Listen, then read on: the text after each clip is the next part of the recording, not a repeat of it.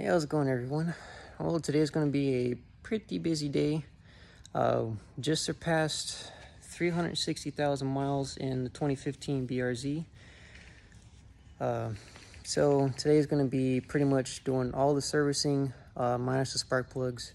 I have to order those this week, and we'll be installing those at a later date.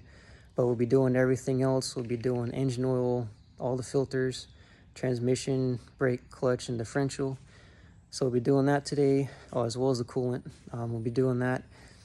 So I'm just going to briefly go in and show y'all the odometer. Passed over it a couple days ago. So we're going to get in here and pull the odometer up. So here we are, 360,514 miles. Hopefully y'all can see it. So again, we just went over by a little bit. I usually try to get the intervals or servicing intervals done usually as they hit the interval. But unfortunately with my busy schedule, hadn't really been able to get right on time. But since I had a bit of a break for this weekend, I'm going to go ahead and get that taken care of. Been a very reliable car. Still runs like it's brand new from the showroom. No issues with it. Drives great, handles great. So briefly in this video, we're going to kind of go over some of the products that I use, and I'll even show you my maintenance log so that you can see that. And here we go. All right, so first things first, I just kind of want to go over briefly my maintenance tracking. This is the binder that I keep inside my car at all times. You can see here, I keep track of all the major servicing items, the date and mileage that I did them at, their service intervals, when they're due, keep track of all the notes on what types of fluids that they are, their ratings and everything. And then here's a date and time and mileage and when they're next due. So as you see right now, pretty much everything is due for replacement. The only thing I haven't done yet is obviously the fuel filter, but I think on that one I'll end up replacing the whole pump assembly. It's kind of hard to find just the filter itself, so I'll end up just changing out the whole fuel pump when that comes due. It's actually due every 75,000 miles or 6.25 years, but that's probably the only thing I haven't really done yet. So we'll pretty much be doing everything: oil, brake and clutch fluid, transmission, differential, and the coolant. It's not quite due yet, but since I'm underneath the car, I might as well just go ahead and get that out of the way. And, well, actually, I'll keep it turned this way. So here's all the some of the pages. I'll just kind of flash through them briefly. Pretty much everything that I do, whether it's the routine maintenance or any upgrades that I install, tire replacements. I pretty much do all of my own maintenance, except for anything that I can't do myself if I don't have the right tools or equipment to do the job safely, which is obviously tires. And then the one time that I had it into shop to replace the clutch throwout bearing, because obviously I don't have the proper equipment to drop a transmission myself. So anytime I do anything in the car, I pretty much write down the date, the mileage I did it. If it does have a next time to replacement, I do that. And then I'm kind of slacking on keeping track of the cost. But everything is in here. It's quite a few pages. So there's that. So I won't flip all the way through all those pages. So here's a kind of a quick overview of a lot of the fluids that I've been using. I might kind of take a hit for using the some of the Super Tech brands from Walmart, but As you can see, with 360,000 miles in 7 years, if there's going to be an issue with some of the chemicals that I use, then it probably would have already happened. So I do have a K&N induction filter as well as a cabin filter. So when I hit the intervals on those, I just clean them up and re-oil them. I also I have a whole roll of filter stickers or oil change stickers. So whenever I do the oil change, I just put the next time due, this next mileage, and then obviously what oil I use, and I just stick that up in the window. I mostly use the Mobil 1 oils. Obviously with the mileage, I use the high mileage oil. I use the OW20. I haven't had any problems with that. Keeps the engine running nice and clean and smooth. I do need to do another Blackstone oil analysis. I'm probably going to do that with the next oil change, not this one. So I'll move on to Marvel oil. I like using this every once in a while. Probably maybe once a month or once every other month, I'll add a few ounces to the fuel, just to help with keeping the fuel system clean. And then in the instance of this oil change, since it's going to be the major service, I added a few ounces this morning to the oil before driving to work to do the oil change, to kind of add a little extra cleaning to the oil. I like using it. You can get it for like $5 or $6 at Walmart or your auto parts stores. I like keeping it in the back of my car, and just add it every once in a while. For the coolant, this is what I've been using. You can pick this up at most of your major auto parts retailers. I'm not sure if Walmart carries it, but usually O'Reilly does, so that's where I get it. I haven't had any issues with it. No overheating, no undercooling, no leaks or anything like that. So I've been using it. You can also buy Peak. I think they also carry various cooling types, but I've been using the Xerox and haven't had any issues. We'll move on to the brake fluid. I was running Prestone brand, which you can pick up pretty much anywhere, but since I do a lot of driving and it hits service intervals pretty frequently, I decided to pick up the SuperTech, the 1 gallon size. I use it in the clutch and the brakes. I haven't had any issues with it. There's no brake fade. Doesn't absorb a whole lot of moisture from the air. But I just like using it. You know, it's relatively inexpensive, and just for daily driving, it serves the purpose that I need it to. Maybe after I finish this bottle, I'll move up to a higher brand. Maybe go back to Prestone, or maybe go up to something a little more higher than that. But just for daily driving, it does a good job. So now I'll move on to the differential. I primarily use Mobil 1. They're pretty good, 7590 GL5. I haven't had any troubles with the differential at all with using the Mobil 1. You know, I don't get any traction control lights or anything like that. Haven't had any metal when I do the draining servicing and all that. So it runs really good. It does what it needs to do. And so move on to the transmission. I use Pennzoil Synchro Mesh. It is a GL3 rated oil, which the service manual calls for in the transmissions that the BRZ, GT86, and FRS currently uses at this year model. I'm not sure what the newer 2017 and up, or even the brand new 2022 models and newer use, but for the 2013 to 15, it does recommend the GL3.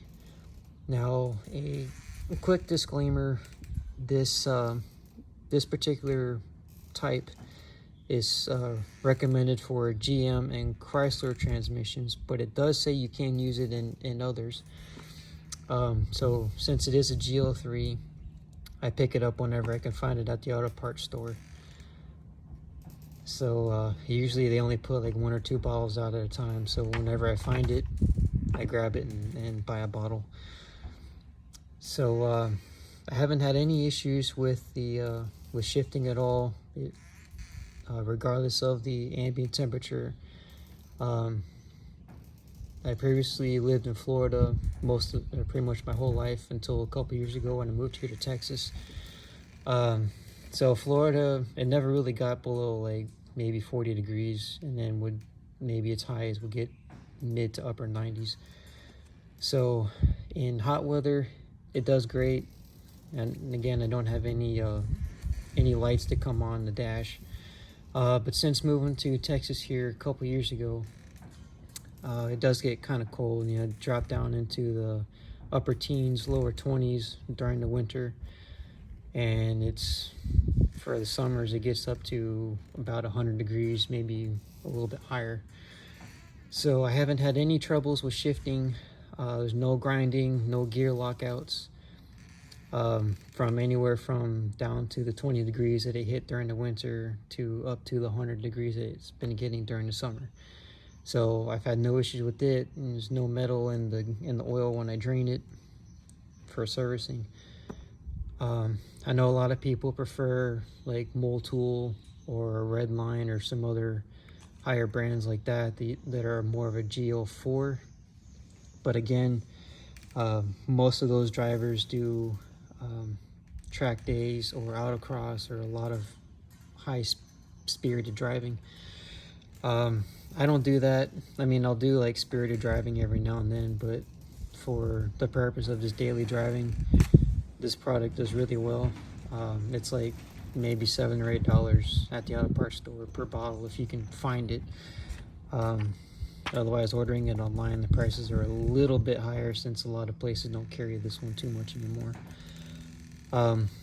But I've had no problems. The last time when I did the first servicing at 60,000 miles, when I changed the transmission fluid, I used the Subaru brand, which is 7590, but I think it's a GL4 or GL5 rated fluid.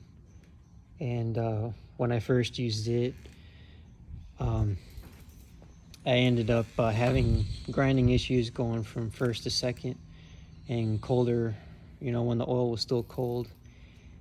And also with high revs, if I get up to 5 or 6, you know, well, maybe not 6,000, but between 4,500 to 5,500 RPMs, if I'm trying to get on the interstate really quick to get up to speed.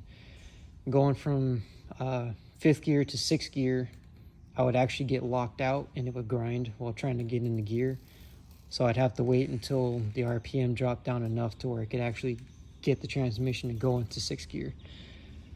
So that's when I started using the synchro mesh, and I haven't had any issues since then using this product at any RPM or any ambient temperature. So I'll keep using this until maybe someday I decide to use something else like Motul or any other brands like that, or Redline or Amsoil, something like that. So again, this is pretty much everything that I use. Some of these I'll probably start using a higher fluid brand once I use some of these out of the way. So to get into what we're going to be installing today, I do currently have a magnetic drain plug for the transmission from AREV. It works pretty good. I've had no problems with it. If there is any metal, it's usually just a little wear metals that it picks up, but it does a great job. But today we're going to be installing the Fumoto oil drain valve. This is it right here. This is the model, the F108 that we're going to be installing. And it does have the installation instructions right here on the back of the packaging. So it does say to install it to 15 foot-pounds of torque. So that's what we'll be installing today with the with your standard drain valves or drain plugs. It says to use like 28 or 29 foot-pounds, but on this one they recommend 15 foot-pounds, so that's what we're going to be installing this at. It does look to be a really good quality. It's nice and heavy. It comes with the gasket, so we're going to be using that gasket to install it. It does have a pretty good check valve on it, so you can see there's your ball right there. So right now it is in the closed and locked position, and then we'll basically just push it down and twist it over, and you see there it opens it up to allow for your oil to drain, and then you can just flip it back over and it goes into its locking detent position. It is a pretty strong spring, so you won't have to worry about it coming open while you're driving. And it does have a lock right here with its brand name on it that you can slip over top of your valve here to kind of help keep it in place. Obviously I can't really install it too well with one hand, but it'll just slip over like this, and then it'll help keep that valve in place. So we'll install that today, and maybe with the next oil change I'll do a better review on it. So that's pretty much everything for this servicing. And after we get everything done, for the next video we'll be reviewing that quick drain valve. Alright, so I appreciate you guys sticking around for the introduction of everything that I do for the next or for this current high mileage service interval. I'll try to keep doing more videos and updates as I either install new products or just keep y'all updated on everything. So I appreciate you guys sticking around, and hopefully in the future we'll do more videos. If you guys have any comments, you're more than welcome to put them into the comment section below, or if you have any recommendations on anything else, other products that I can use or to install to help with the daily driving reliability. Obviously everything's been going well with it, with reaching 360,000 miles, still being on the original engine and transmission. The only thing I don't have in this video is the spark plugs, so I'm going to be ordering those this week and installing those at a later date. Maybe when I get the spark plugs in, I might do a video on that, who knows. But you're more than welcome to leave any comments. Then you can always follow me on YouTube and Instagram at Fumoto BRZ, and I'll keep you all updated more frequently on Instagram than I will YouTube. But you're more than welcome to follow me on there and keep track of the progress. And appreciate you guys for sticking around, and we'll see you all soon.